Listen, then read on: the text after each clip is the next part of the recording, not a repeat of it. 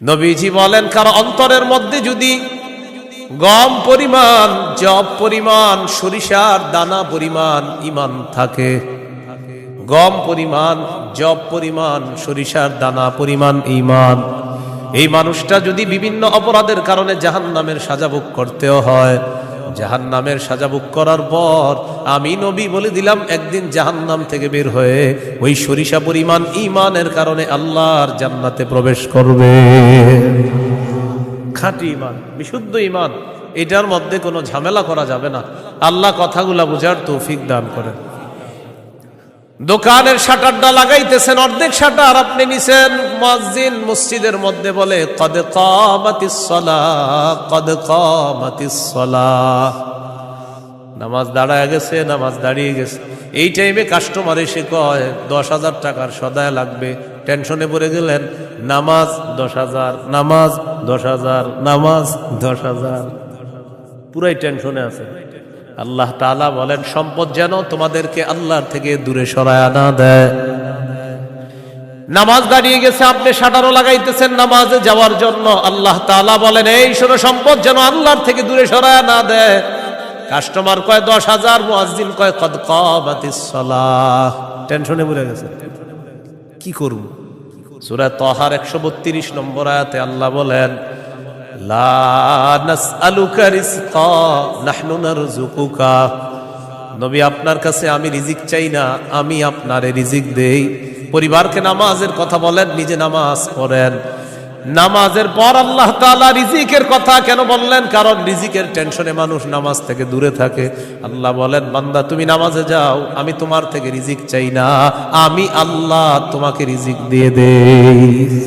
আল্লাহ তাআলা বলেন, ইন কানা আবাউকুম, যদি তোমাদের মা বাবা, ওয়া আবনাউকুম, যদি তোমাদের সন্তান, ওয়া ইখওয়ানুকুম, যদি তোমাদের ভাই বোন, ওয়া আজওয়াজুকুম, যদি তোমাদের বিবি, ওয়া আশিরাতুকুম, যদি তোমাদের পরিবার আত্মীয় স্বজন, ওয়া আমওয়ালুন ইখতারাফতুমুহা, যদি তোমাদের উপার্জিত সম্পদ, ওয়া তিজারাতুন তাখশাউনা কাসাদাহা, তোমাদের ব্যবসা, যেই ব্যবসায় লস হওয়ার টেনশনে থাকো, ওয়া মাসাকিনু তারদাউনাহা, যে বাসস্থান তোমরা অনেক ভালোবাসো, আহাব্বা ইলাইকুম মিনাল্লাহ ওয়া রাসূলিহি ওয়া জিহাদিন ফি সাবিলি, আল্লাহ তাআলা বলেন, এই 8টা জিনিস যদি আল্লাহ এবং তার রাসূল চাইতে তোমাদের কাছে বেশি প্রিয় হয়, ফাতারাব্বাসু, অপেক্ষা করো, হাত্তা ইয়াতি আল্লাহু বিআমরি, আল্লাহ তাআলা গজব নিয়ে আসার অপেক্ষা করো। বলি নাউযুবিল্লাহ।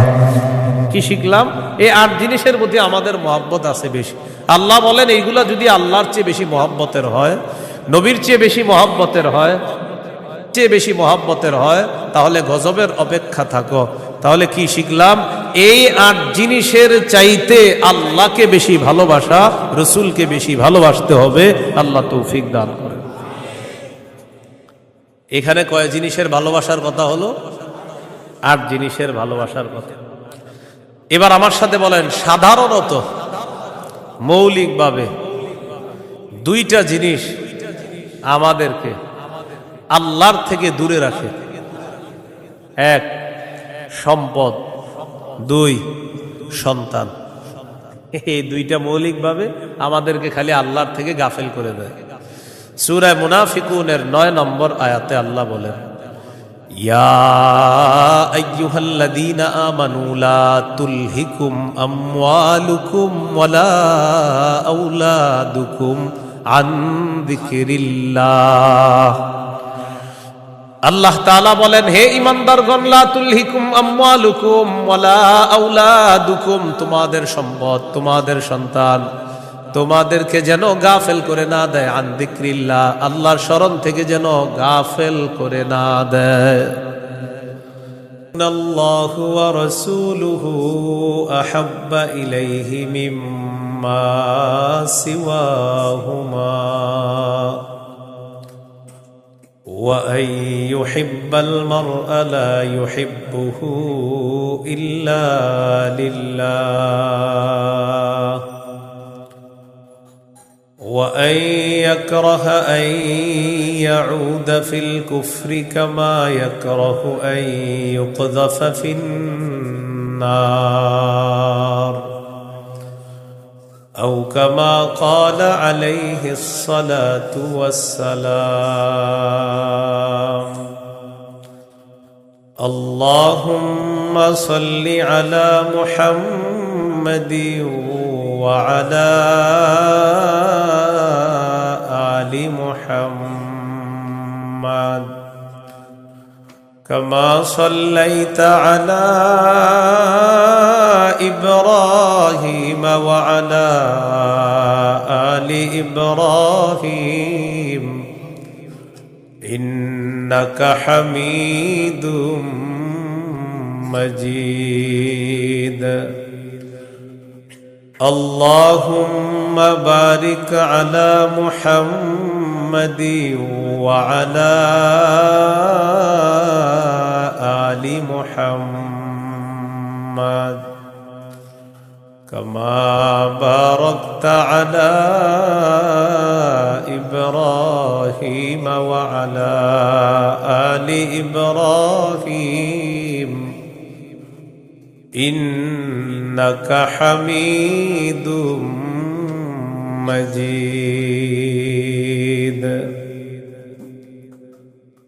اللهم إني أعوذ بك من شر لساني ومن شر سمعي ومن شر بصري ومن شر مني ভাই বক্সের আওয়াজ কমান ভাই বক্সের আওয়াজ কমান জামিয়া মুহাম্মাদিয়া ইমদাদুল উলুম মাদ্রাসা গাজীপুর রওজাতুস সালিহাত মহিলা মাদ্রাসা গাজীপুরের উদ্যোগে হাফেজ ছাত্রদের পাগড়ি প্রদান উপলক্ষে ষষ্ঠ বার্ষিক ইসলামী মহাসম্মেলনের গুরুত্বপূর্ণ আলোচনা পেশ করবেন আল্লামা মুফতি মিজানুর রহমান সাঈদ, প্রতিষ্ঠাতা পরিচালক শায়েখ Zakaria Islamic research centre Dhaka, প্রধান পৃষ্ঠপোষক অত্র জামিয়া। আল্লামা মুফতি আজিম উদ্দিন দামাত বরকাতুহুমুল আলিয়া, শাইখুল হাদিস জামিয়া নুরিয়া কামরাঙ্গীরচর ঢাকা। গুরুত্বপূর্ণ আলোচনা করবেন মাওলানা হাফিজুর রহমান সিদ্দিক কুয়াকাটা, মোহতামিম জামিয়া তালিমিয়া মাদ্রাসা আদর্শনগর ঢাকা। মুফতি আব্দুল হালিম মুফাসসিরে কোরআন খুলনা, মুফতি উবাইদুল্লাহ বিন সাঈদ ইমাম ও খতিব 22 মাইল কেন্দ্রীয় জামে মসজিদ কোনাবাড়ি গাজীপুর। উপস্থিত হযরত উলামায়ে কেরাম, মুসলমান ভাইয়েরা, আল্লাহ তাআলার দরবারে শুকরিয়া আদায় করছি। ভাই আওয়াজ বাড়ায়েন না, এক তো বক্সের আওয়াজ কমানোর পরে মাইক বাড়াইছেন, আবার বাড়ায়েন না, কমান, আওয়াজ কমান, পরে বাড়ায়েন, আমার সময় যত পারেন কমান, আরো কমায় দিবেন। হ্যাঁ, উপস্থিত হযরত, ঠিক আছে এবার, উপস্থিত হযরত উলামায়ে কেরাম, মুসলমান ভাইয়েরা, আল্লাহ তাআলার দরবারে শুকরিয়া আদায় করছি। আল্লাহ আমাদেরকে এই মাহফিলে উপস্থিত হওয়ার তৌফিক দান করেছেন, বলি আলহামদুলিল্লাহ। আমি আপনাদের সামনে সূরাতুল বাকারার 256 নম্বর আয়াতে কারিমা থেকে কয়েকটি আয়াত তেলাওয়াত করলাম। 256 নম্বর আয়াতে আল্লাহ তাআলা দ্বীনের ব্যাপারে আমাদেরকে দিক নির্দেশনা দিয়েছেন। লা ইকরাহা ফিদ্দীন, দ্বীন গ্রহণ করার ক্ষেত্রে জোর করা যাবে না। কাউকে দ্বীন গ্রহণ করার ক্ষেত্রে, ইসলাম গ্রহণ করার ক্ষেত্রে জোর করা যাবে না। তবে ইসলামের দাওয়াত দেওয়া যাবে, ইসলামের সৌন্দর্যতা তাদের সামনে পেশ করা যাবে। সূরা আলী ইমরানের 19 নম্বর আয়াতে আল্লাহ বলেন, ইন্নাদ-দীনা ইনদাল্লাহিল ইসলাম, নিশ্চয়ই দ্বীন আল্লাহর কাছে ইসলাম। এটা হলো আয়াতের অনুবাদ। নিশ্চয়ই দ্বীন আল্লাহর কাছে ইসলাম, মানে আল্লাহর কাছে একমাত্র দ্বীন হলো ইসলাম। সূরা আলী ইমরানের 85 নম্বর আয়াতে আল্লাহ বলেন, وَمَن يَبْتَغِ غَيْرَ الْإِسْلَامِ دِينًا فَلَن يُقْبَلَ مِنْهُ। যে ব্যক্তি ইসলাম ছাড়া অন্য কোনো দিনকে গ্রহণ করে, অন্য কোনো কিছুকে দিন হিসাবে গ্রহণ করে, ফালাই ইউকবালা মিন, এটা তার থেকে গ্রহণ করা হবে না। কেউ যদি ইসলাম ছাড়া অন্য কোনো কিছুকে দিন হিসাবে গ্রহণ করে, এটা তার থেকে গ্রহণ করা হবে না, মানে ইসলাম ছাড়া অন্য কোনো দিন গ্রহণযোগ্য না। এটা অন্যকে দাওয়াত দিয়ে বোঝানো যায়। জাহিলি যুগের বন্ধা নারীরা, যাদের সন্তান হয় না, এই জাতীয় নারীরা মানত করলো, আমার যদি ছেলে হয় ছেলের ইহুদি বানাবো। নাউজুবিল্লাহ। কি বানাবে? নাজিবি গোত্রের ইহুদিদেরকে বের করে দেওয়ার জন্য হুকুম আসলো। ইহুদিদের আত্মীয় স্বজন যারা আছে তারা চিন্তা করলো, আমাদের আত্মীয় স্বজন যারা, তাদেরকে মুসলমান বানায়া মদিনায় রেখে দিই।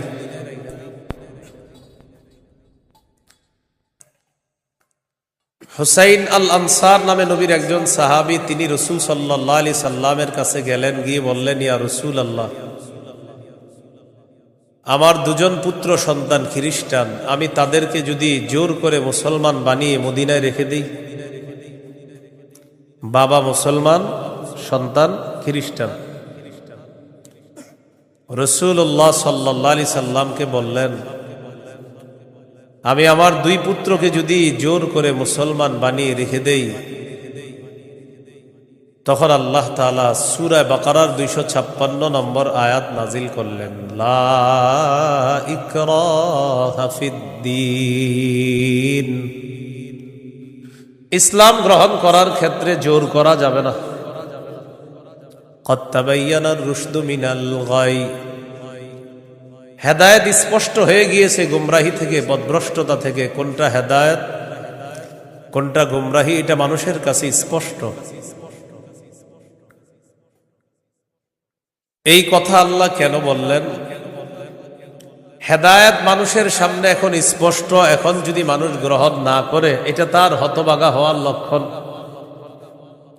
যদি সে গ্রহণ করে, এটা তার সৌভাগ্য, সে একজন সৌভাগ্যবান। সে সৌভাগ্যবান হওয়ার লক্ষণ হবে যদি হেদায়েত গ্রহণ করে। জোর করে বলা যাবে না তুমি মুসলমান হতেই হবে।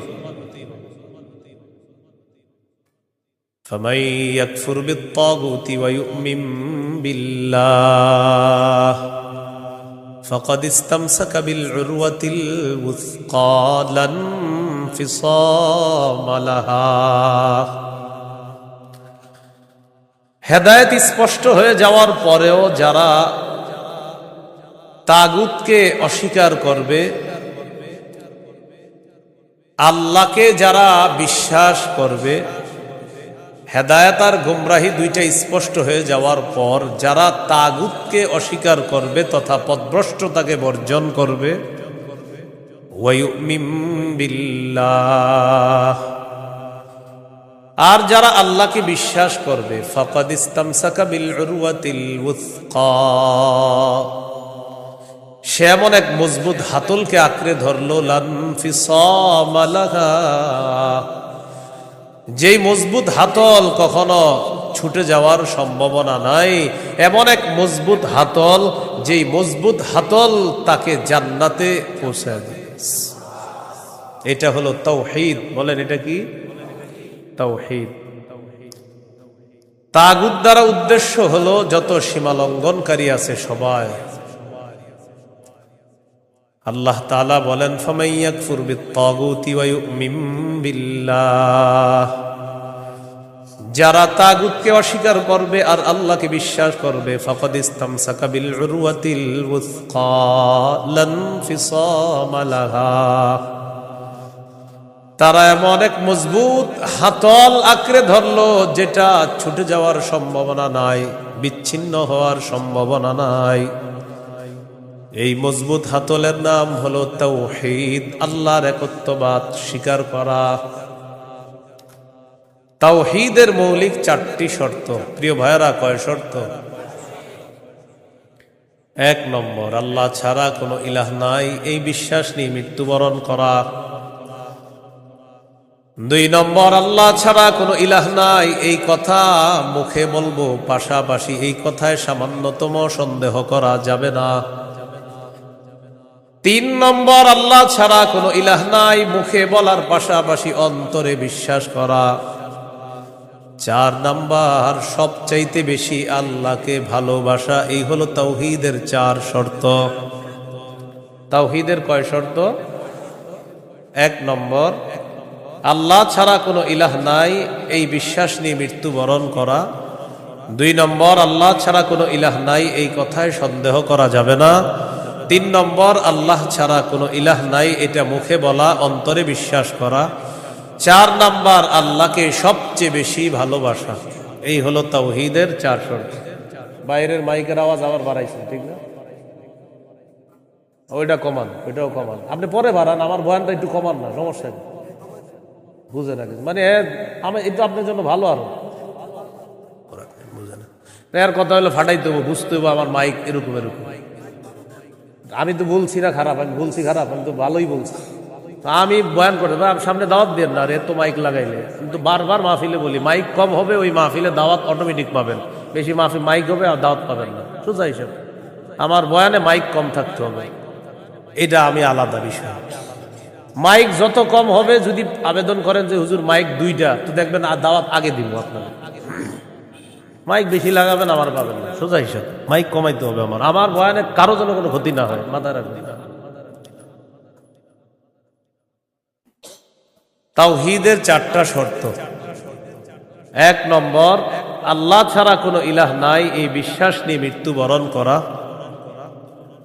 2 নম্বর, আল্লাহ ছাড়া কোনো ইলাহ নাই এই কথায় সামান্য সন্দেহ করা যাবে না। 3 নম্বর, আল্লাহ ছাড়া কোনো ইলাহ নাই এটা মুখেও বলা, অন্তরে বিশ্বাস করা। 4 নম্বর, আল্লাহকে সবচেয়ে বেশি ভালোবাসা। 1 নম্বর শর্ত, আল্লাহ ছাড়া ইলাহ নাই এই বিশ্বাস নিয়ে মৃত্যুবরণ করা। সহিহ বুখারীর 26 নম্বর হাদিস।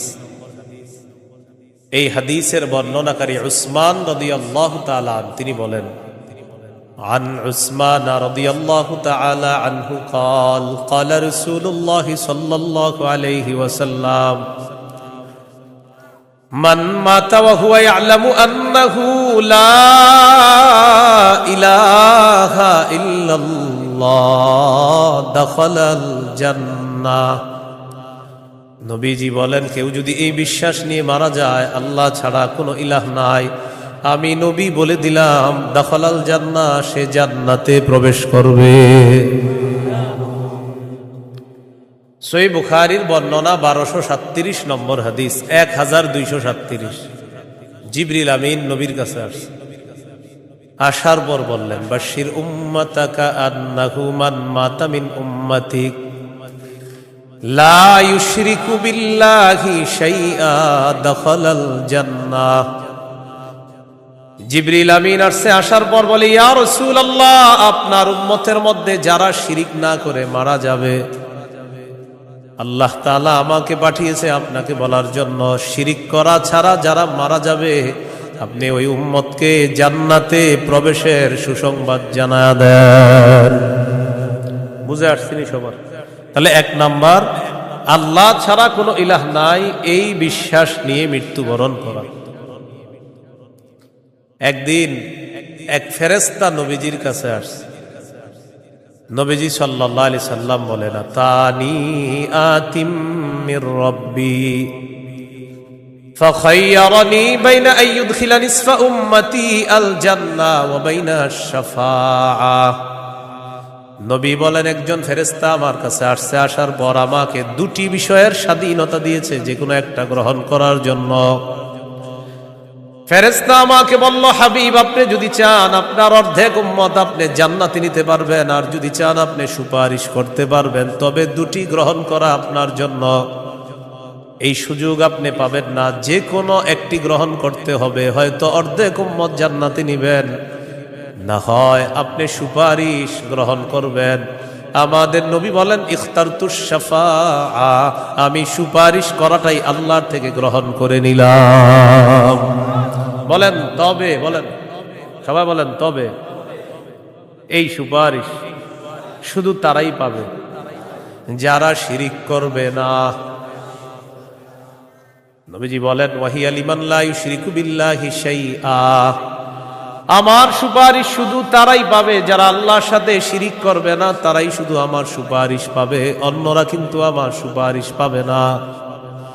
সহিহ বুখারীর বর্ণনা 99 নম্বর হাদিসে আল্লাহর নবীর সাহাবী আবু হুরায়রা রাদিয়াল্লাহু তাআলা আর নবীকে প্রশ্ন করলেন, মান আসআদুন নাসি বিশাফাআতিকা ইয়াউমাল কিয়ামাতি ইয়া রাসূলুল্লাহ, হুজুর কিয়ামতের ময়দানে আপনার সুপারিশের মাধ্যমে কোন ব্যক্তি সবচেয়ে সৌভাগ্যবান হবে আমাকে একটু বলেন। নবীজি বললেন, আবু হুরায়রা, আমি জানতাম তোমার আগে এই প্রশ্ন আমাকে কেউ করবে না। লিমা রাআইতু মিন হিরসিকা আলাল ইলম, ইলমের প্রতি তোমার যে আগ্রহ, বিদ্যার প্রতি তোমার যে আগ্রহ, আমি জানতাম তোমার আগে এই প্রশ্ন আমাকে কেউ করবে না, তুমি যে প্রশ্নটা করছো। তো যেহেতু তুমি প্রশ্নটা করেই ফেলছো, উত্তরটা নাও। আসাদুন নাসি বিশাফাআতি ইয়াউমাল কিয়ামাতি মান ক্বালা লা ইলাহা ইল্লাল্লাহ খালিসাম মিন কিবালি নাফসি, কোন ব্যক্তি যদি দিল থেকে বলে লা ইলাহা ইল্লাল্লাহ আর এই বিশ্বাস নিয়ে যদি মারা যায়, কিয়ামতের ময়দানে আমার সুপারিশের মাধ্যমে এই ব্যক্তি সবচাইতে সৌভাগ্যবান বান্দা হয়ে যাবে। কি শিখলাম বলেন? লা ইলাহা ইল্লাল্লাহ। তিরমিজির বর্ণনা 3592 নম্বর হাদিস।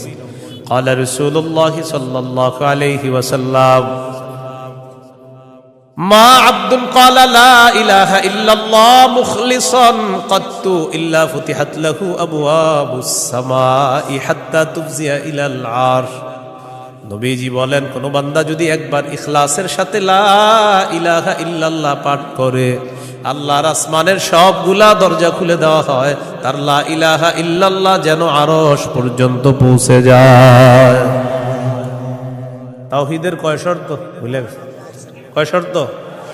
1 নম্বর, আল্লাহ ছাড়া ইলাহ নাই, এই বিশ্বাস নিয়ে মরতে হবে। 2 নম্বর, আল্লাহ ছাড়া কোনো ইলাহ নাই, এই কথায় সামান্য সন্দেহ করা যাবে না।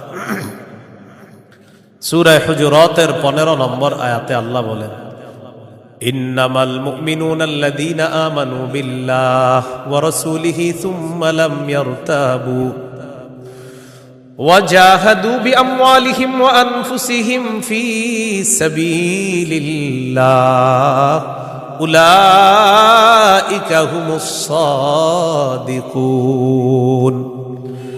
আল্লাহ তাআলা বলেন, প্রকৃত ঈমানদার হলো তারা যারা আল্লাহকে বিশ্বাস করে, রাসূলকে বিশ্বাস করে, সামান্য সন্দেহ করে না। ওয়াজাহাদু বিআমওয়ালিহিম ওয়া আনফুসিহিম ফী সাবিলিল্লাহ, যারা নিজেদের জান মাল নিয়ে আল্লাহর রাস্তায় লড়াই করে। আল্লাহ বলেন, উলাইকা হুমুস সাদিকুন, আমি আল্লাহ তাদেরকে কোরআনে খাঁটি সত্যবাদী বলে ঘোষণা করলাম।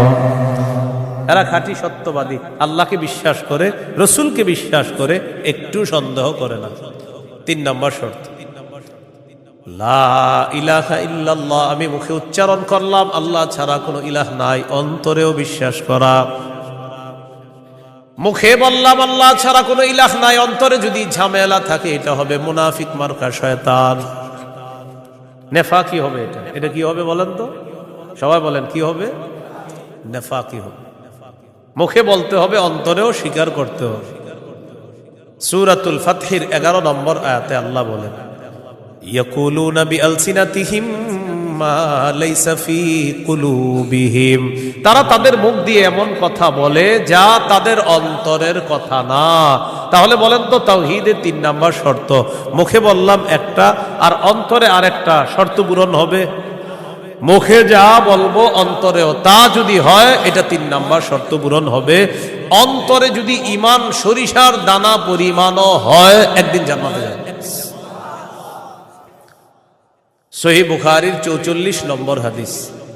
قال رسول الله صلى الله عليه وسلم يخرج من النار من قال لا إله إلا الله وفي قلبه وزن شعيرة من خير وفي قلبه وزن برة من خير وفي قلبه وزن ذرة من خير।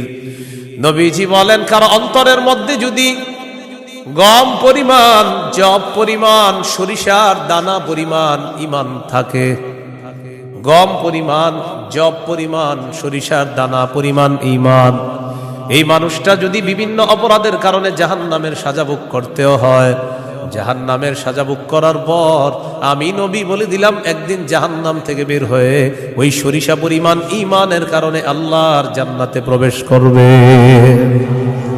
খাঁটি ঈমান, বিশুদ্ধ ঈমান, এটার মধ্যে কোনো ঝামেলা করা যাবে না। আল্লাহ কথাগুলা বুঝার তৌফিক দান করেন। 4 নাম্বার শর্ত, সবচেয়ে বেশি আল্লাহকে ভালোবাসো। বলেন কাকে ভালোবাসো? সবাই আমার সাথে বলেন, সাধারণত বলেন। আমরা 8টি জিনিসকে বেশি ভালোবাসি। 8 জিনিসের প্রতি আমাদের মহব্বত খুব বেশি। এই 8 জিনিসের চাইতেও আল্লাহকে, রসুলকে বেশি ভালোবাসতে হবে। কয় জিনিসের প্রতি টান আছে বেশি? 8 জিনিসের কথা আল্লাহ বলছে সূরা তাওবা 24 নম্বর আয়াত। আমি প্রথম আয়াতটা পড়ি, এরপর অনুবাদ করব, আমরা সবাই গণব। আল্লাহ তাআলা বলেন, কুল ইন কানা আবাউকুম ওয়া আবনাউকুম ওয়া ইখওয়ানুকুম ওয়া আজওয়াজুকুম ওয়া আশীরাতুকুম ওয়া আমওয়ালুন ইকতারাফতুমুহা ওয়া তিজারাতুন তাখশাউনা কাসাদাহা ওয়া মাসাকিনু তারদাউনাহা আহাব্বা ইলাইকুম মিনাল্লাহি ওয়া রাসূলিহি ওয়া জিহাদিন ফি সাবিলিহি ফাতারাব্বাসু হাত্তা ইয়াতিয়াল্লাহু বিআমরি। কত? আল্লাহ তাআলা বলেন, ইন কানা আবাউকুম, যদি তোমাদের মা বাবা, ওয়া আবনাউকুম, যদি তোমাদের সন্তান, ওয়া ইখওয়ানুকুম, যদি তোমাদের ভাই বোন, ওয়া আজওয়াজুকুম, যদি তোমাদের বিবি, ওয়া আশীরাতুকুম, যদি তোমাদের পরিবার আত্মীয় স্বজন, ওয়া আমওয়ালুন ইখতারাফতুমুহা, যদি তোমাদের উপার্জিত সম্পদ, ওয়া তিজারাতুন তাখশাউনা কাসাদাহা, তোমাদের ব্যবসা, যেই ব্যবসায় লস হওয়ার টেনশনে থাকো, ওয়া মাসাকিনু তারদাউনাহা, যে বাসস্থান তোমরা অনেক ভালোবাসো, আহাব্বা ইলাইকুম মিনাল্লাহ ওয়া রাসূলিহি ওয়া জিহাদিন ফি সাবিলি। আল্লাহ তাআলা বলেন, এই 8টা জিনিস যদি আল্লাহ এবং তার রাসূল আর চাইতে তোমাদের কাছে বেশি প্রিয় হয়, ফাতারাব্বাসু, অপেক্ষা করো, হাত্তা ইয়াতিয়াল্লাহু বিআমরি, আল্লাহ তাআলা গজব নিয়ে আসার অপেক্ষা করো। বলি নাউযুবিল্লাহ। কি শিখলাম? এই 8 জিনিসের প্রতি আমাদের মহব্বত আছে বেশি। আল্লাহ বলেন, এইগুলা যদি আল্লাহর চেয়ে বেশি মহব্বতের হয়, নবীর চেয়ে বেশি মহব্বতের হয়, তাহলে গজবের অপেক্ষা থাকো। তাহলে কি শিখলাম? এই 8 জিনিসের চাইতে আল্লাহকে বেশি ভালোবাসা, রসুলকে বেশি ভালোবাসতে হবে। আল্লাহ তৌফিক দান করে। এখানে কয় জিনিসের ভালোবাসার কথা হলো? 8 জিনিসের ভালোবাসার কথা। এবার আমার সাথে বলেন, সাধারণত মৌলিকভাবে 2টা জিনিস আমাদেরকে আল্লাহর থেকে দূরে রাখে। 1 সম্পদ, 2 সন্তান। এই 2টা মৌলিকভাবে আমাদেরকে খালি আল্লাহর থেকে গাফেল করে দেয়। সূরা মুনাফিকুনের 9 নম্বর আয়াতে আল্লাহ বলেন, ইয়া আইয়ুহাল্লাযীনা আমানু লা তুলহিকুম আমওয়ালুকুম ওয়ালা আওলাদুকুম আন যিকরিল্লাহ। আল্লাহ তাআলা বলেন, হে ঈমানদারগণ, লা তুলহিকুম আমওয়ালুকুম ওয়ালা আওলাদুকুম, তোমাদের সম্পদ, তোমাদের সন্তান তোমাদেরকে যেন গাফেল করে না দেয়, আন যিকরিল্লাহ, আল্লাহর স্মরণ থেকে যেন গাফেল করে না দেয়। দোকানের শাটারটা লাগাইতেছেন, অর্ধেক শাটার আপনি নিছেন। মুয়াজ্জিন মসজিদের মধ্যে বলে কদ কামাতিস সালাহ, কদ কামাতিস সালাহ। নামাজ দাঁড়ায় গেছে, নামাজ দাঁড়িয়ে গেছে। এই টাইমে কাস্টমার এসে কয় 10,000 টাকার সদায় লাগবে। টেনশনে পড়ে গেলেন, নামাজ 10,000, নামাজ 10,000, নামাজ 10,000, পুরাই টেনশনে আছে। আল্লাহ তাআলা বলেন সম্পদ যেন তোমাদেরকে আল্লাহর থেকে দূরে সরায় না দেয়। নামাজ দাঁড়িয়ে গেছে, আপনি শাটারও লাগাইতেছেন নামাজে যাওয়ার জন্য। আল্লাহ তাআলা বলেন এই শোনো, সম্পদ যেন আল্লাহর থেকে দূরে সরায় না দেয়। কাস্টমার কয় 10,000, মুয়াজ্জিন কয় কদ কামাতিস সালাহ। টেনশনে পড়ে গেছে, কি করব? সূরা তাহার 132 নম্বর আয়াতে আল্লাহ বলেন লা নাসআলুকা রিজকা নাহনু নারযুকুকা। নবী আপনার কাছে আমি রিজিক চাই না, আমি আপনারে রিজিক দেই। পরিবারকে নামাজের কথা বলেন, নিজে নামাজ পড়েন। নামাজের পর আল্লাহ তাআলা রিজিকের কথা কেন বললেন? কারণ রিজিকের টেনশনে মানুষ নামাজ থেকে দূরে থাকে। আল্লাহ বলেন বান্দা তুমি নামাজে যাও, আমি তোমার থেকে রিজিক চাই না, আমি আল্লাহ তোমাকে রিজিক দিয়ে দেই। সম্পদ আল্লাহর থেকে দূরে রাখে। আর হলো সন্তান, সারাদিন কান্নাকাটি করে না। যেই জোহর নামাজে রওনা করবেন ওই টাইমে কয় আমি চিপস খাবো। সারাদিন কানবে না। যখন নামাজে যাবেন তখন এর দুনিয়ার যত কিছু আছে সব খাইতে মন চায়। ইবলিস এসে খোঁচায়, কয়টা কয়টা কয়টা। আপনি তখন বুদ্ধি করে কি করবেন? ওইটারে প্যাম্পাস পরায়া মসজিদের এক কোনায় নিয়ে বসায় তুমি বসে থাকেন, বসে থাকেন, বুঝেন নাই? আর ইবলিস রে বলবেন ইবলিস তুমি যেই ঝামেলাটা আমার সাথে ডেলি নামাজের সময় করো, এই ঝামেলা করে কাজ হবে না। কারণ নামাজের সময় তুই যতবার আমার সন্তানরে খোঁচাবি, ওরে ততবার কাঁধে করে মসজিদে নিয়ে যাবো। প্যাম্পাস পরায় ওটারও নিয়ে যাবেন মসজিদে, নিয়ে পাশে বসায় রাখবেন। ইবলিস বুঝা ফেলবে না এই রে খোঁচায় লাভ না, এরে খোঁচাইলে এই সন্তানও নামাজি বানায় ফেলবে। সুবহানাল্লাহ।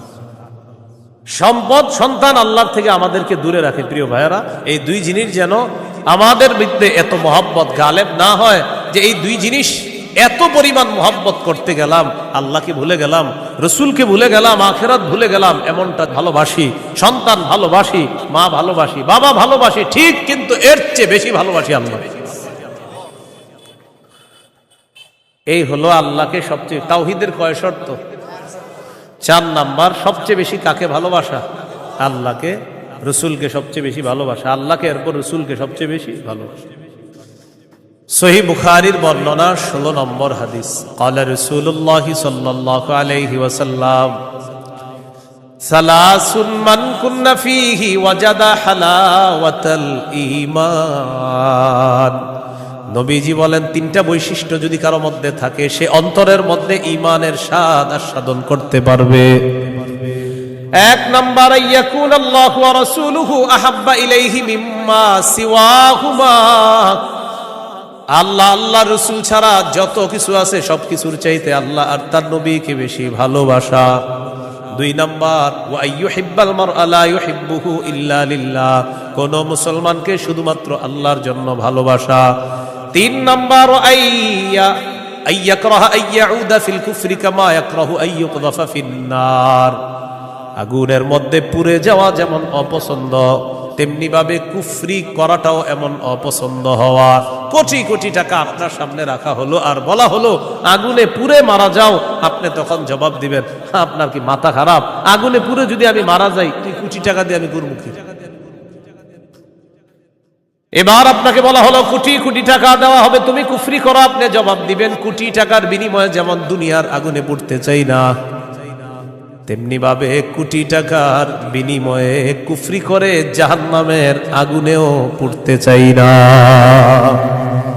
নবীজি বলেন কারো মধ্যে যদি এমন অনুভূতি থাকে আগুনে পুড়ে যাওয়া তার অপছন্দ, তেমনি ভাবে কুফরি করাটাও তার কাছে অপছন্দের, আল্লাহ তাআলা তার অন্তরের মধ্যে ঈমানের স্বাদ তৈরি করে দিবেন।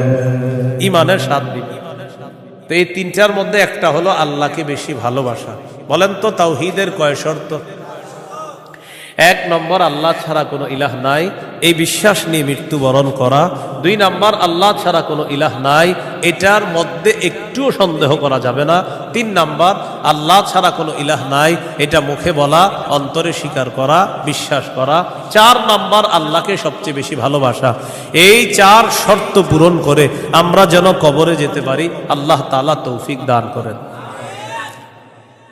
এরপরে আল্লাহ বলেন, ওয়াল্লাহু সামিউন আলিম, আল্লাহ সর্বশ্রোতা সর্বজ্ঞানী। এটা হলো সূরা বাকারার 256 নম্বর আয়াত। এখন আপনাদেরকে 56 নম্বর আয়াত থেকে জিজ্ঞাসা করতে চাই, একটা হলো তাগুতের দল আর একটা হলো আল্লাহর দল। দুনিয়াতে মৌলিকভাবে মানুষের দল দুইটা, একটা হলো হিজবুল্লাহ আল্লাহর দল, আর একটা হিজবুশ শয়তান শয়তানের দল। এই দুই দল মৌলিকভাবে মানুষের মধ্যে সূরা মুজাদালায় দুই দলের কথা আছে। তো এই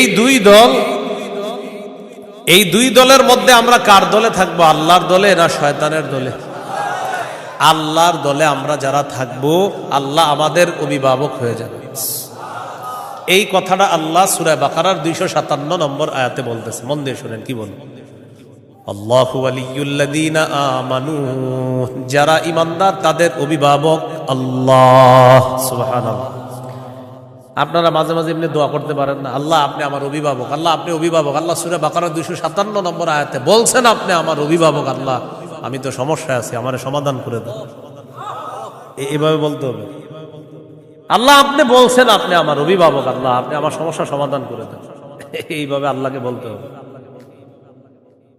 আল্লাহু ওয়ালিয়ুল্লাযীনা আমানু, আল্লাহ বলেন যারা ঈমানদার তাদের অভিভাবক হলেন আল্লাহ। ইউখরিজুহুম মিনাজ যুলুমাতি ইলান নূর, আল্লাহ তাআলা অভিভাবক ঈমানদারদেরকে অন্ধকার থেকে বের করে আলোর দিকে আল্লাহ তাআলা নিয়ে যায়। ওয়াল্লাযীনা কাফারু আউলিয়াউহুমুত তাগুত, আর যারা কাফের তাদের অভিভাবক হলো শয়তান। বলেন তো ঈমানদারের অভিভাবক কে? কাফেরের অভিভাবক কে? উলাইকা আসহাবুন নারি হুম ফিহা খালিদুন। আল্লাহ বলেন যারা তাগুতের অনুসারী তারা চিরস্থায়ীভাবে জাহান্নামে থাকবে। বলি নাউজুবিল্লাহ। তাগুত বলা হয় যত সীমা লঙ্ঘনকারী আছে, জালেম, সব তাগুত। এই তাগুত এটা পুরুষ হোক আর মহিলা হোক, এই তাগুত যারা এরা জালেম অথবা জালেমা, সব তাগুত। তবে কষ্টের বিষয় আর দুঃখের বিষয়, আমরা বারবার এক তাগুত ছেড়ে আরেক তাগুতকে কি করি? ধরি। কেন ধরি জানেন? বৃষ্টি থেকে বাঁচার জন্য ঝর্ণা নিচে আইসা দাঁড়ায়। আর কি কোথায় দাঁড়াই? বাঁচার জন্য কি থেকে কোথায় এসে দাঁড়াই? এক তাগুতকে ছেড়ে আরেক তাগুত ধরা, মানে বৃষ্টি থেকে বাঁচার জন্য ঝর্ণার নিচে এসে দাঁড়ায়। ভাই কিছু ঘটনাকে ঝর্ণার নিচে কেন? আর বললেন না বাইরে বৃষ্টি, তো এনে কি? এই জন্য মনে রাখবেন, শত্রু এটা কখনো বন্ধু হবে না। এরে আপনি যতই মনে করেন বন্ধু, এই শত্রু সব সময় শত্রু। সূরা মাঈদার 51 নম্বর আয়াতে আল্লাহ বলে দিয়েছেন। এবার আল্লাহ তাআলা কি বলে দেখেন, সূরা বাকারার 257 নম্বর আয়াত গেল, 258 নম্বর আয়াতে আল্লাহ তাআলা এবার আমাদের আকীদা বিশুদ্ধ করবে। কি বিশুদ্ধ করবে বলেন তো? দুনিয়াতে আমাদের অভিভাবক কে? বেঁচে আছি কে বাঁচিয়ে রাখছেন? মৃত্যু দিবেন কে? মৃত্যুর পর জীবিত করবেন কে? এই আকীদাটা এখন আল্লাহ তাআলা সংশোধন করবে যে শোনো, আমি তোমাদেরকে বাঁচিয়ে রাখছি, মৃত্যুর পর আমি জিন্দা করব, কিন্তু এখানে কোনো সন্দেহ করবা না। এই আকীদা 258, 259, 260 এই 3 আয়াতের মধ্যে আল্লাহ আমাদেরকে আকীদা দিয়ে দিবেন। দুনিয়াতে যেমন তোমাদেরকে রাখছি আমি, আখিরাতেও তোমাদেরকে আবার পুনরুত্থান করব, এই ক্ষমতাও আমি আল্লাহ। সূরা বাকারা 258, 259, 260 দেখেন কি বলে। ألم تر إلى الذي حاج إبراهيم في ربه أن آتاه الله الملك إذ قال إبراهيم ربي الذي يحيي ويميت قال أنا أحيي وأميت قال إبراهيم فإن الله يأتي بالشمس من المشرق فأت بها من المغرب فبهت الذي كفر والله لا يهدي القوم الظالمين নবী আপনি কি দেখেন নাই ওই ব্যক্তির ব্যাপারে চিন্তা করেন নাই যে ব্যক্তি ইব্রাহিম নবীর সাথে তার রবের ব্যাপারে ঝগড়া করেছে, যেই রব তাকে রাজত্ব দান করেছে ওই রবের ব্যাপারে লোকটা ঝগড়া করেছে ইব্রাহিম নবীর সাথে। আল্লাহ তাআলা বলেন এই ব্যক্তি হলো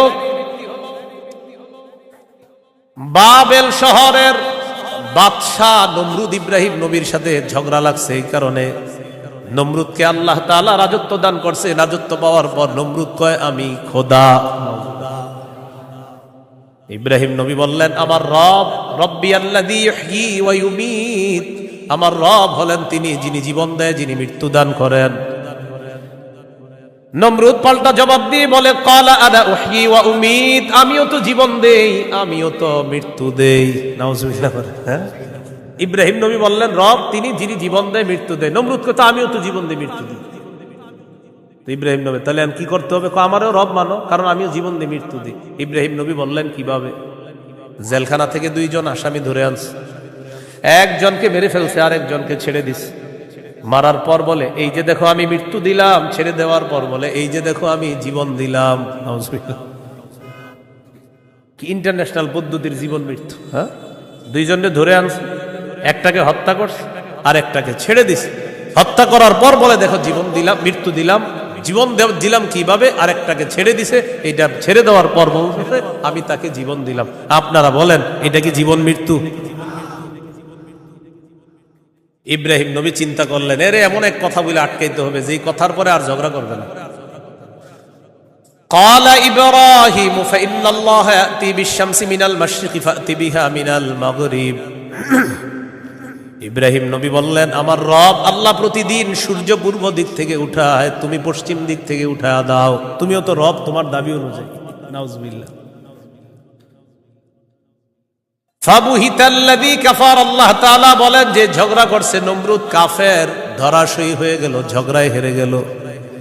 মুফাসসিরিনে কেরাম বলেন নমরুদ পাল্টা বলতে পারতো ইব্রাহিম আমি সূর্য পশ্চিম দিক থেকে উঠাতে পারবো না, তোমার রব আল্লাহ প্রতিদিন পূর্ব দিক থেকে সূর্য উঠায়, আমি তো পারবো না। তুমি তোমার রব আল্লাহকে বলো সূর্যটা যেন পশ্চিম দিক থেকে উঠায় দেখা দেয়। মুফাসসিরিনে কেরাম বলেন নমরুদ বুঝে শুনেই পাল্টা চ্যালেঞ্জ দেয় নাই। কেন দেয় নাই? নমরুদ কিন্তু চ্যালেঞ্জ দিতে পারতো পাল্টা, ইব্রাহিম তুমি আমারে বললা আমি যেন সূর্য পশ্চিম দিক থেকে উঠাই, তোমার রব যেহেতু পূর্ব দিক থেকে উঠায়, তো পাল্টা প্রশ্ন করতে পারতো নমরুদ ইব্রাহিম আমি তো পারলাম না, তোমার রব আল্লাহকে বলো আল্লাহ যেন সূর্যটা পশ্চিম দিক থেকে উঠায় দেখায়। মুফাসসিরিনে কেরাম বলে নমরুদ এটা বুঝে শুনেই পাল্টা প্রশ্ন করে নাই, কারণ নমরুদ জানে এই প্রশ্ন করলে ইব্রাহিম চ্যালেঞ্জ গ্রহণ করবে, আল্লাহকে বলবে আল্লাহ সাথে সাথে সূর্য পশ্চিম দিক থেকে উঠায় দেখায়। আর এটা যদি করে ফেলে নমরুদের দল ছোট হয়ে যাবে, হালকা হয়ে যাবে। এই জন্য নমরুদ আর পাল্টা চ্যালেঞ্জ দেয় নাই। বলেন তো নমরুদকে রাজত্ব দিয়েছিল কে? দেওয়ার পর বলে আমি খোদা। কি বলে? আমি খোদা। এই জন্য প্রিয় ভাইয়েরা সামনের দিকে যাদেরকে আমরা শাসন ক্ষমতায় বসাবো, যাদেরকে আমরা দায়িত্ব দিব, বুঝে শুনে দায়িত্ব দিতে হবে। কি শুনে? বলেন আমার সাথে প্রতিদিন 2 রাকাত অতিরিক্ত নফল নামাজ পড়ব,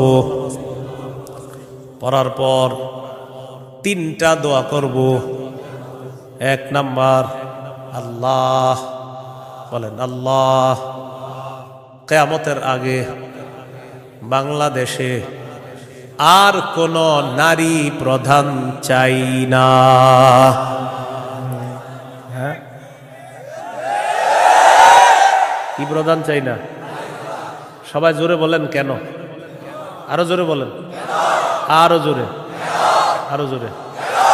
قال رسول الله صلى الله عليه وسلم لا يفلح قوم ولوا امرهم امرأتان। নবীজি বলেন ওই জাতি কিছুতেই কখনোই সফল হবে না যেই জাতি তাদের নেতৃত্বে কোনো নারীকে বসায় দেয়। আপনি বুঝেন আর না বুঝেন আমার নবীর কথা সঠিক। তো এই জন্য এই একটা বিষয়ে দোয়া করবেন। 2 নাম্বার দোয়া বলেন আল্লাহ মরার আগে বাংলাদেশে শরিয়া আইন দেখে যেতে চাই। কি আইন? দেয়ালে দেয়ালে লিখে দিবেন শরিয়া আইন চায় না তারা। বলেন, কোন না কোন অপরাধে অপরাধী যারা। বলেন আমার সাথে, শরিয়া আইন চায় না তারা, কোন না কোন অপরাধে অপরাধী যারা। চোর শরিয়া আইন চাইবে না, হাত কাটা যাবে। ধর্ষক শরিয়া আইন চাইবে না, তাকে পাথর মেরে হত্যা করা হবে। তার উপর ইসলামের শাস্তি প্রয়োগ করা হবে। এই জন্য ধর্ষক চাইবে না, চোর চাইবে না। আমাদের দেশে যদি আসলে শরিয়া আইন চালু হয়, বিগত দিনের শুধু চুরির বিচার করতে করতে সুপ্রিম কোর্ট হাইকোর্টের বিচারপতিরা ক্লান্ত হয়ে যাবে। শুধু চুরির বিচার হলে, কিসের বিচার? এটা 2 নাম্বার দোয়া করবেন। 3 নাম্বার দোয়া বলেন, আল্লাহ আমাদের দেশে এমন একজন শাসক দিয়ে দেন, যেই শাসক মৌলিক 4টি কাজ করবে। 1 নাম্বার নামাজ কায়েম করবে, 2 নাম্বার যাকাত প্রতিষ্ঠিত করবে, 3 নাম্বার সৎ কাজের আদেশ করবে, 4 নাম্বার অসৎ কাজের নিষেধ করবে। সবাই বলেন দলিল, বলেন দলিল। সূরা হজ 41 নম্বর আয়াত। কোন সূরা? কত নম্বর আয়াত? এই আয়াতে আল্লাহ বলেন, আল্লাযীনা ইম্মাক্কান্নাহুম ফিল আরদি আকামুস সালাহ ওয়া আতাউয যাকাতা ওয়া আমারু বিল মারুফি ওয়া নাহাউ আনিল মুনকার। আল্লাহ তাআলা বলেন, আমি যাদেরকে দুনিয়ার শাসন ক্ষমতায় বসাই তাদের মৌলিক কাজ হবে 4টা। 1 নাম্বার আকামুস সালাহ, তারা রাষ্ট্রীয়ভাবে নামাজ কায়েম করতে হবে। রাষ্ট্রের প্রত্যেকটা নাগরিক যেন নামাজ পড়ে, এই দায়িত্ব পালন করতে হবে। 2 নাম্বার ওয়া আতাউয যাকাত, যাকাতের বিধান রাষ্ট্রীয়ভাবে চালু করতে হবে। আমাদের দেশে যদি রাষ্ট্রীয়ভাবে যাকাতের বিধান চালু হয়ে যায়, আর সব ধনীরা যদি 1 বছর যাকাত আদায় করে, কয় বছর? ওই বছর সুদ বলবে, যাকাত তুমি ভালো থেকো, আমি সুদ বিদায় নেই। কয় বছর? 1 বছর যদি যাকাত যারা দেয়, এরা যদি দেয়, সুদ বলবে, যাকাত তুমি থাকো, আমি চলে যাই, কারণ আমার আর থাকার জায়গা নাই। বলেন আমার সাথে, সুদে ফকির আরো ফকির হয়, যাকাতে ফকির আরো ধনী হয়। দলিল ইবনে মাজাহ 2279 নম্বর হাদিস। আবার বলেন, বলেন সুদে ফকির আরো ফকির হয়, যাকাতে ফকির ধনী হয়। বলেন আমাদের এই রাষ্ট্র সুদ ভিত্তিক হওয়ার কারণে এখন আমরা সবাই মোটামুটি ভিক্ষুক। কারণ আমাদের প্রত্যেকের মাথা পিছু 1,07,000 টাকা ঋণ। তো আপনি কোথায় ধনী? সুদের শেষ পরিণতি ভিক্ষা। এটা আপনার যদি বুঝে না আসে, কিছু করার নাই। আমার নবীর কথা যেটা বলবে নবী, আজ হোক কাল হোক, সেটা ফলবেই, কোনো সন্দেহ নেই। তো আমরা দাবি করি 90% মুসলমান, এখানের অর্থ ব্যবস্থা সুদ ভিত্তিক। এই জন্য আমরা স্লোগান পাল্টাবো, বলেন দারিদ্র বিমোচনে সুদ নয় যাকাত। বলেন তো দারিদ্র বিমোচনে কি? দারিদ্র বিমোচনে সুদ নয় যাকাত। এগুলা দেয়ালে লিখে দিবেন যে দারিদ্র বিমোচনে সুদ নয় যাকাত। লিখে দিবেন দারিদ্র বিমোচনে সুদ নয় যাকাত। লিখবেন সুদে ফকির আরো ফকির হয়, যাকাতে ফকির আরো ধনী হয়।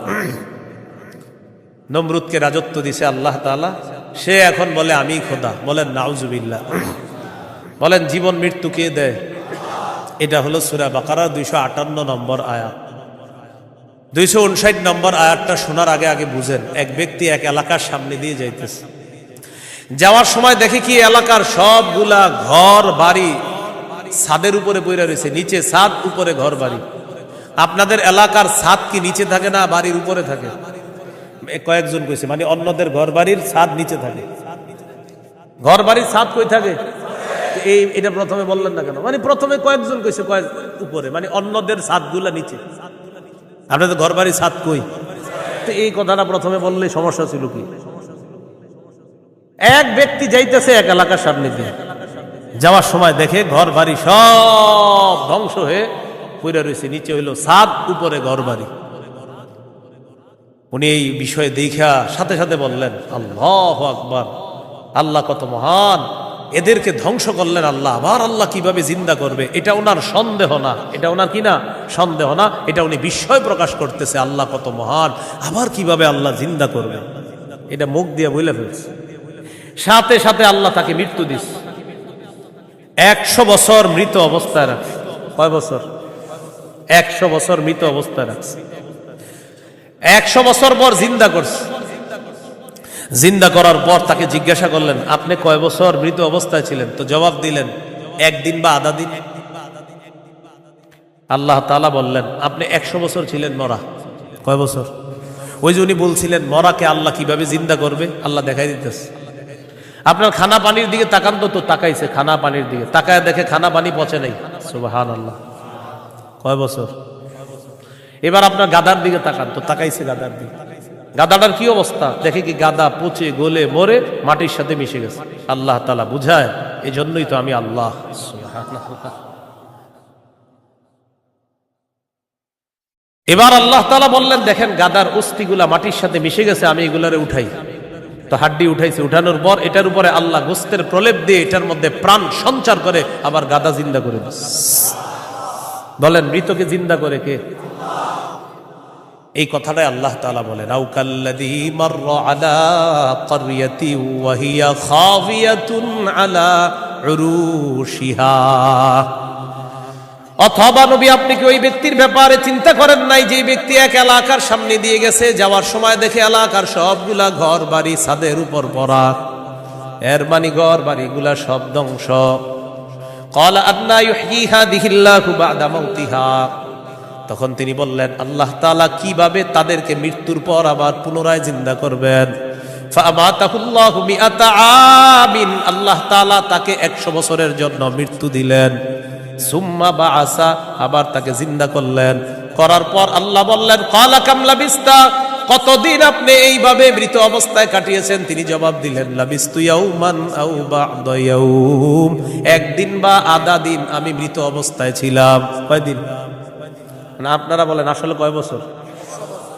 আল্লাহ তাআলা বলেন, ক্বালা বাল লাবিস্তা মিআতা আমিন ফানজুর ইলা তাআমিকা ওয়া শারাবিকা লাম ইয়াতাসান্না।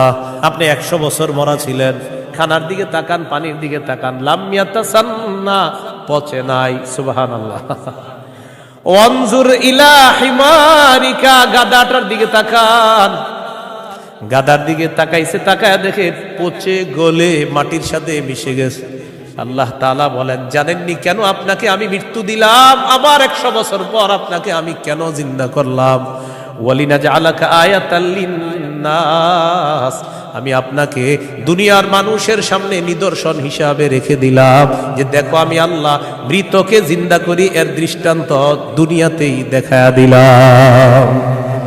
কয় বছর মৃত্যু রাখছে, এরপরে আল্লাহ আবার উঠেছে। এবার আল্লাহ বললেন, অনজুর ইলাল ইযামি কাইফা নুনশিজুহা, ওই যে আপনার গাদার অস্থিগুলা মাটির সাথে মিশে গেছে, দেখেন কিভাবে আমি উত্থিত করি।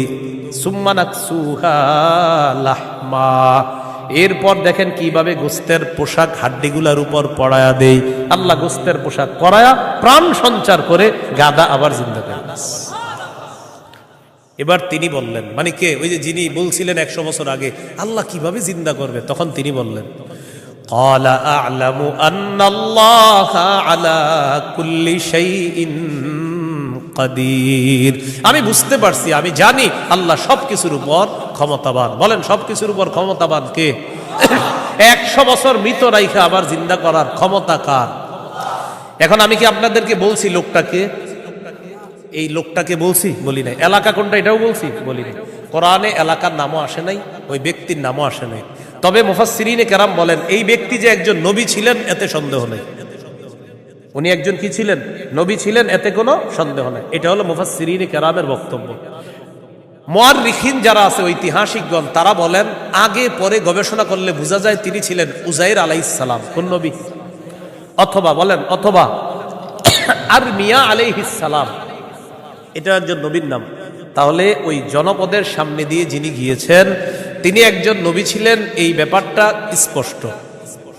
তবে তিনি কোন নবী ছিলেন, উজাইর নবী না আরমিয়া নবী, এই ব্যাপারে ঐতিহাসিকগণ বলেন তিনি হয়তো উজাইর নবী, না হয় আরমিয়া আলাইহিস সালাতু ওয়াস সালাম।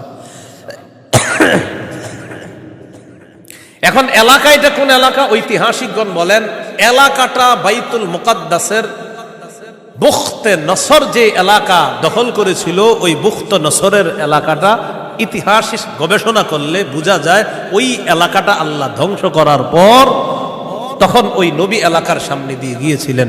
তাহলে এলাকার নাম সরাসরি কোরআনে নাই, এলাকার নাম সরাসরি হাদিসে নাই, নবীর নাম সরাসরি কোরআনে নাই, নবীর নাম সরাসরি হাদিসে নাই। মুফাসসির এবং ঐতিহাসিকগণ গবেষণা করে বলেন আগা গোড়া এটা গবেষণা করলে বোঝা যায় নবী ছিলেন হযরত উজাইর অথবা আরমিয়া, আর এলাকাটা ছিল বাইতুল মুকাদ্দাস। এই হলো সূরা বাকারার 259 নম্বর আয়াত। সূরা বাকারার 260 নম্বর আয়াত। এই আয়াতেও আল্লাহ আমাদের আকীদা স্বচ্ছ করবে যে দেখো দুনিয়াতে আমি তোমাদেরকে জিন্দা রাখছি, আবার আমি মৃত্যু দিব, আবার তোমাদেরকে পুনরুত্থান করব, এই ক্ষমতা। বিসমিল্লাহির রহমানির রহিম। আল্লাহুম্মা লাকাল হামদু ওয়া লাকাশ শুকর।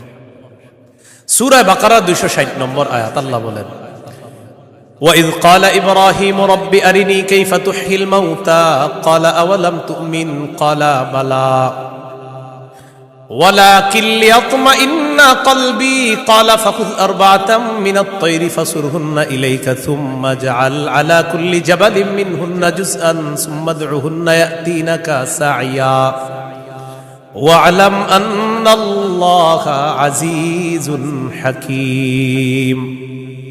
স্মরণ করুন ওই সময়কে যখন ইব্রাহিম নবী বললেন রব্বি আরিনি কাইফা তুহিল মাউতা, আল্লাহ আপনি আমাকে দেখান আপনি কিভাবে মৃতকে জিন্দা করেন। আল্লাহ তাআলা বললেন ক্বালা আওয়ালাম তুমিন, ইব্রাহিম আপনি কি বিশ্বাস করেন না? ইব্রাহিম নবী জবাব দিলেন ক্বালা বালা ওয়ালাকিন লিয়াতমাইন্না কলবি, আল্লাহ অবশ্যই বিশ্বাস করি, তবে আমার অন্তরের প্রশান্তির জন্য আমি জানতে চাই আল্লাহ আপনি কিভাবে মৃতকে জিন্দা করেন। ভাই 259 আর 260 নম্বর আয়াতে একটা বিষয় কিন্তু মনে রাখেন, আমি আবার বারবার বলতেছি কথাটা। 259 নম্বর আয়াতে ওই যে নবী বললেন আল্লাহ কিভাবে মৃতদেরকে জিন্দা করবেন, এটা কিন্তু নবীর সন্দেহ না। আবার বলছি এটা কি না? সন্দেহ না, বলেন বিস্ময়, কি উনি আশ্চর্য হচ্ছেন। আবার 260 নম্বর আয়াতে ইব্রাহিম নবী বলতেছে আল্লাহ আপনি আমারে দেখান কিভাবে মৃতকে জিন্দা করেন, এটাও ইব্রাহিম নবীর সন্দেহ না।